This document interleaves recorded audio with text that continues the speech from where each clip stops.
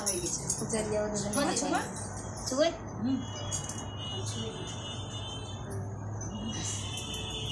दोस्तों, हमारे चैनल पे सभी का स्वागत है। और आज बहुत प्यारा से आप सबके सामने सुनिए, कमेंट बॉक्स में बताइए गाना कैसा लग जाए। दुल्हन तारा सही है तो चलिए आप सबका सुनावत है। अभी दुल्हन आई है। अरे हम जी गाँव पर, हां गाँव पर, तू जिन गाँव लेकिन मुने रहा।